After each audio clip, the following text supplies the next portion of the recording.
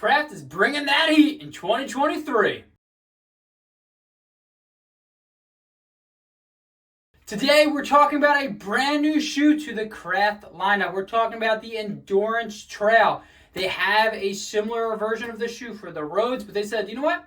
We love it so much. We found it stable enough. Let's throw on some lugs and see how this does on the trails. And quite frankly, it's a nice shoe. I don't have that many miles in, so this is not my full review, and it's definitely not my first impressions review. This is really just to go over some of the tech specs of one of the brand new shoes and what I'm seeing so far. This is a 9mm stack shoe. It is, what is this? This is 36 in the heel and about 27 in the forefront, so you definitely are getting a good amount of foam. This is like their PX foam, which is, I believe it's just a TPE foam. It's really nice. It's definitely very bouncy. It's one of those foams that, honestly, you could take for shorter distances, but also if you really are looking for it, can take this to a longer distance, 50K, 100K potentially. This upper is pretty much just a mesh upper. It's a single piece mesh upper with some rubbers here for some toe coverage. And honestly, the upper is really breathable, and in the hotter days right now in Pennsylvania, your foot's definitely able to breathe.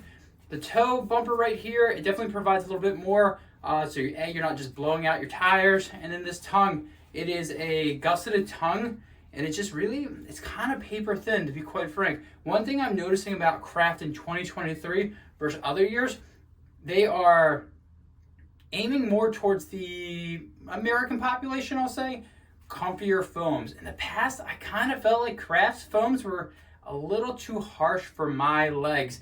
Quite frankly, this foam and another shoe that I've been wearing from Craft, their foams are definitely softening up, and quite frank, that is a huge welcoming for me. And even with their uppers, they are definitely, like I said, it's definitely a little bit beefier right here, but very, like I said, not really much structure here, so it really does allow for you to get a great lockdown into the shoe and really just cruise for miles. Quite frank, I like the look of this shoe. The shoelaces might be one of the longest shoelaces that I've ever had, but quite honest with you, I kind of like the colors they're digging with, and I like how they went with the simple logo here. I have a ton more miles to come in with this shoe, so definitely keep your eyes out for that first impressions video, as well as the full review.